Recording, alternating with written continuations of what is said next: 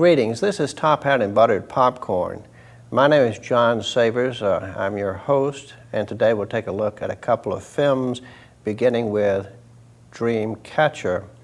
This film was directed by Lawrence Kasdan, has music under James Newton Howard.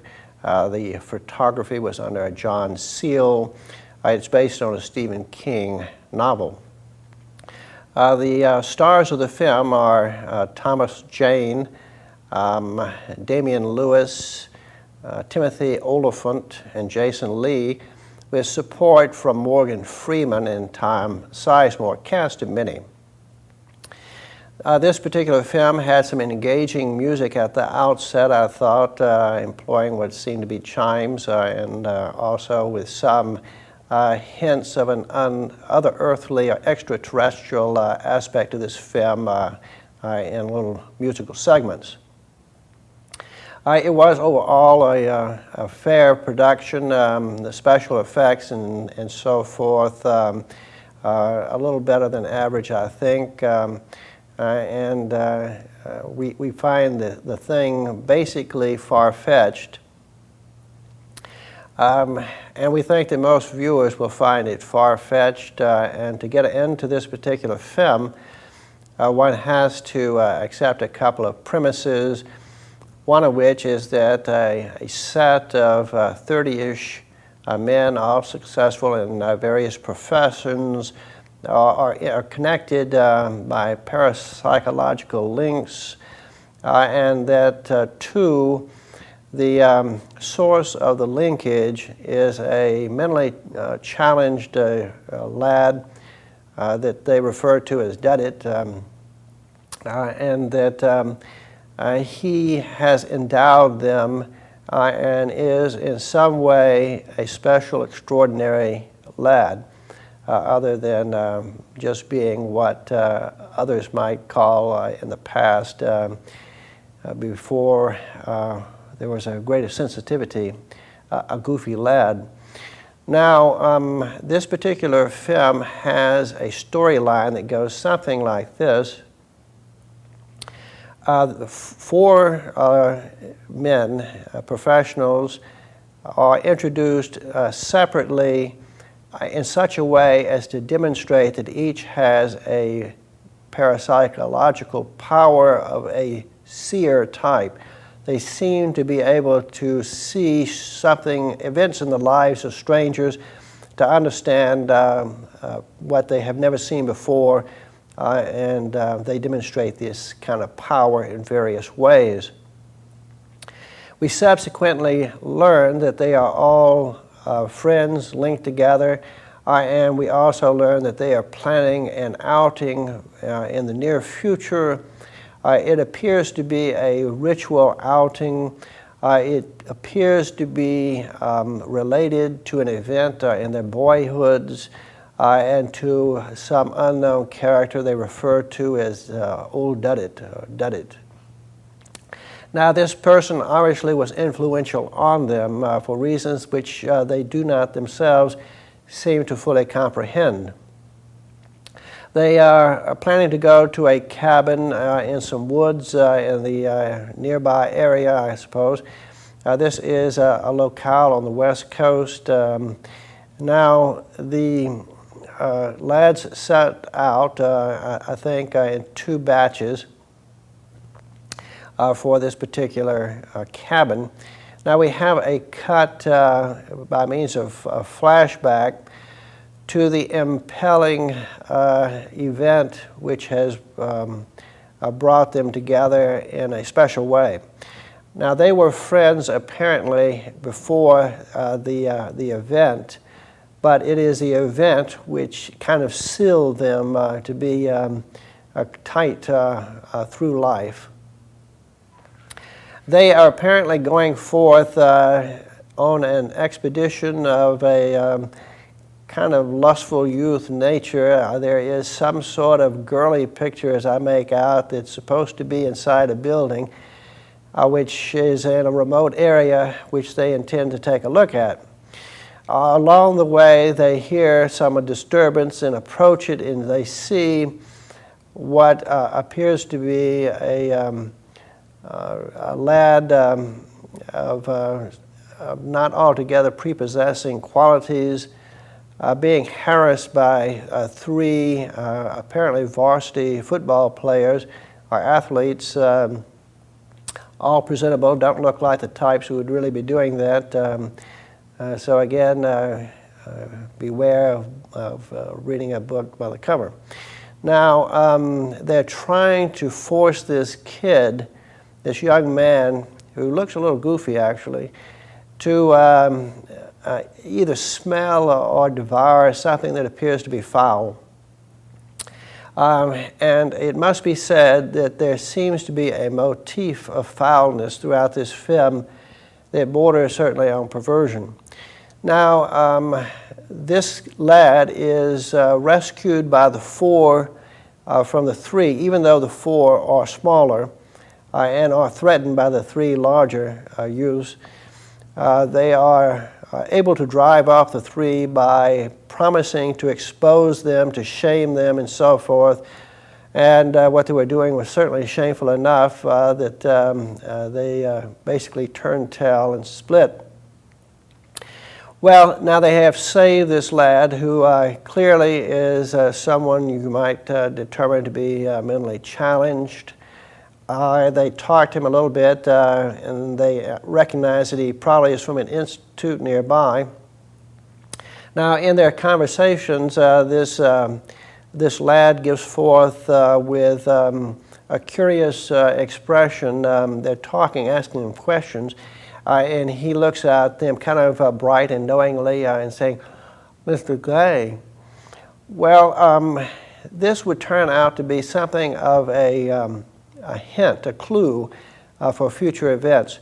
So from this we leave the flashback. It has given us an opportunity to know a little bit about the personalities of the four prior to meeting them in an additional grown-up fashion. So we do pick them up going toward the cabin. Now there's also a cut to the Morgan Freeman character. He plays an Army general whose right-hand man appears to be Tom Sizemore. Morgan Freeman's character has been in a clandestine struggle with aliens throughout his military career, some 25, 30 years. And the success of Morgan Freeman in his work is attested to by the fact the public does not know anything about it. So he has been able to contain the alien invasion successfully. He knows that there is an alien containment in the area in which the cabin the four are going toward happens to be. There are numerous people who are inflicted with characteristic signs, including what appears to be a rosy birthmark. Also, one of the characteristic aspects of infestation is the breaking forth of terrible smelling wind. So with these signs, Morgan Freeman is pretty sure that there are aliens in that sector. He has quarantined it. He is thinking seriously in terms of total annihilation of the area. Now, the lads, of course, don't know this, but they're heading out toward the cabin, and even before they get there, problems crop up. Two of them get to the cabin, and they're talking and so forth, references to old Daddy and whatnot. One looks out the window and he sees this host of animals, both predator and prey, apparently hopping along in fright, although if you look at them, this is not a well done special effect. The animals are sort of posed like an array, everything from rabbits to deers to fox, wolves, or whatever. And they don't seem to be panicky to me. I don't think that whoever did this was able to generate any kind of sense that they really were fearful. They are moving along together. and at a pedestrian rate, if you ask me. Furthermore, it has come to the attention of these guys that there's somebody in the vicinity who's kind of sick. It turns out to be a rather portly gentleman who says he thinks the reason he's ill happens to be some berries that he ate. There seem to be other people in the area who have similar complaints. Meanwhile, two of the other lads are speeding toward the location of the cabin together. They have an automobile mishap. Now, it may in fact have been these two who stumbled upon the portly gentleman. At any rate, he's brought back to the cabin, it's not too long before there is reason to be suspicious about this man and what's going down, so to speak. He is given a bedroom. They go into it and don't really see him, but they see blood and gore everywhere. They had been making jokes amongst themselves as he was apparently sleeping in the room in regard to the foul odors emitted. Well, when they follow the gore and foulness and so forth into the bathroom, it becomes quite clear what the problem is. It's some sort of awful alien creature, some monster-like creature that appears to be the blend of a, say, tapeworm, millipede, and maybe with a little lamprey thrown in. At any rate, pretty disgusting-looking creature. Not all that big either, I would say. It looks to be 3 or 4 feet long at this point. But certainly not the kind of creature you would like to embrace. Anyhow, they begin to run, basically, and one of them locks himself behind closed doors. The other, the red-headed guy, seems to be unfortunately infested. It seems that this creature, which I previously described, has the ability to be rather protean and to take the shape of what might be called a standard alien figure. That is a greenish-gray, spindly-legged, smooth-textured, large, round-headed creature with minimal facial features. The red-headed guy, upon spying this, said, "What do you want?" Well, it kind of then evaporates into a smoky bunch of sooty stuff that seems to infest the red-headed guy who is not quite right subsequently. Well, now, two of the guys, I think the ones in the wreck, have seen fit to go to the general and to seek his help. There is a bivouac of affected, infected, suspected individuals that are kept under quarantine at this facility. I think they do talk to Morgan Freeman and try to explain their needs and so forth. At times, Sizemore seems to be a little bit more congenial to their plea. Morgan Freeman is hardened. He knows the threat. He's fought these things for 25, 30 years. He doesn't need to be told by a couple of guys, whether they be used car salesman or psychoanalyst or what. He doesn't need their help in this problem, which he is quite masterful at. He thinks it should be annihilation for the good of Earth. And if some people happen to become casualties in this fight, well, it's a pity. And he certainly said that the thought of killing Americans just turned his stomach. But still, sometimes leadership is called to do tough things. So they're pleading with him. They say, well, look, let us go down and get Duddit, and I'm sure that he can solve it. They have this intuition that Duddit is the secret, that Duddit has been using them this whole time, that he understands peculiarly, and that he is the key. Well, Tom Sizemore is a little bit won over to their cause in time, but Morgan Freeman is not. There's also the possibility of getting a counterman to the destructive concept of Morgan Freeman from the Pentagon, higher ups. Meanwhile, they go and they search up Duddit, who is with his parents, as best I can see. They go in, there's a great warm reunion. The lad now, who appears to be at least in his 40s, if not 50s, he seems to have aged much quicker than the others. He notes them, knows them, embraces them, and so forth, they then kind of let him know in private about the problem. Again, he seems to understand. He says, "Mr. Gray." Then he kind of nods, and he kind of rolls up his sleeves. He says, "Yes, I'll go with you," and so forth. They get, of course, the parents' permission, I guess. But anyway, they head up to the cabin.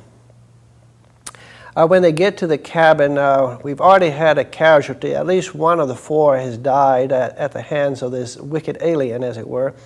They do come upon the cabin, enter, and the red-haired fellow has emitted by, again, plumes of sooty material this alien creature. He seems to have been infested without being infected, so to speak, or controlled somehow or other. But with this guy, this monster, this alien creature out of him, he seems to be pretty much back to normal old redhead fellow. So he's kind of thrown aside. He and his pal are going bananas at this whole situation. Duddit then kind of rolls up his sleeves and headed right for this evil, ugly, and bigger than ever creature, saying, "Mr. Gray." Now, Mr. Gray apparently impales Duddit with a spear-like stinger on his tail, as I make it. And it does look curtains for Duddit. He seems to be in great pain. He seems to be in, it seems kind of sad, you know, because the four lads had saved him from the three bullies, but he was not able, it appears, to save them. In fact, they may have gotten him killed. But certainly there is a transformation of Duddit. Duddit is no more, and we see through a kind of a morphing that he is himself a monster. And not only that, but he's a monster that's getting bigger every second. We see what appears to be a tail coming out with a kind of a stinger on it too, something like that. It comes up around and bends upward and gets the other alien from the rear, so to speak, and there they are stinging each other in this unholy kind of scorpion-like fight, and suddenly they seem to annihilate each other, going up in this kind of a poof of smoky, sooty material. Well, that appears to be the end, and in point of fact, it looks like Duddit has repaid the lads for the gift of saving him previously, and also humankind. They do note, however, that there are still little monsters here. These little, looks like 3 or 4 inch tapeworms, millipede type creatures there, and they seem to be scurrying forth. And the redhead and the others begin to stomp them. Let's hope they got them all, you know. In films like this, they do tend to come back for a second film if the film makes money. Now, this also brings up the matter that either Duddit has killed a pregnant female monster, or the monsters, like earthworms, are hermaphroditic and can bring forth babies on their own. Now, Morgan Freeman's concern as the general about annihilation and making sure none of these creatures get out to the general population suggests that it's hermaphroditic and that once out, it could, through itself, produce like an endless horde of these things. Now, we do have a conclusion in which the Tom Sizemore character more or less, I won't say creates a mutiny, but he does subvert the plan of Morgan Freeman by means of contacting another higher-up general who stops the total annihilation scheme. Morgan Freeman's character is a little bit at one with that. He kind of accepts it. He's been fighting these things 25, 30 years. Maybe it's gotten a little bit to him. Maybe it's time for a new man to take over. Maybe it's time for somebody like Tom Sizemore's character. Maybe Morgan Freeman will just retire and maybe do a little fishing. As for the remaining of the four, they are kind of talking amongst themselves. Again, Duddit, they think that Duddit from the very beginning knew everything that was happening, had programmed them for this very special occasion itself, and that everything was sort of premeditated. What is my conclusion? Please consider. It looks also like this thing is something which was ongoing long before the four. It looks like two alien and, shall we say, ugly civilizations from the human point of view were struggling, and they had a kind of OK Corral shootout here on Earth for reasons not clear, and ended up annihilating each other. It's like having the Earps and the Clantons and so forth all shoot each other dead, and that's the end of that. Well, there must be more back where they came from, right? We do note this, that Duddit, his character, in no way, up until the very last, indicated that he was in any way a monster, an alien himself, or anything like this. You certainly couldn't judge the book by the cover, so to speak, in regard to him. Now, it might also be said that this whole thing is left in kind of a speculative way, as I've already indicated, why they were here and what the whole meaning of the whole deal was. One could, again, speculate on the shootout. John Seale once produced a film called The Brother from Another Planet, in which an alien was being pursued by two lawman aliens. Maybe there's something of that sort involved here. I do recall in a book some sort of on UFO lore, an account in which President Dwight Eisenhower met supposedly with an alien and signed a peace treaty. Then another alien came and advised the United States officials to be very cautious and suspicious of the first group of aliens because they were duplicitous and couldn't be trusted, something of this sort. Whoa, that's it. We're out of time again. This is Top Hat and Buttered Popcorn. My name is John Savers. I'm your host. I appreciate your tuning in. Hope to see you again next time.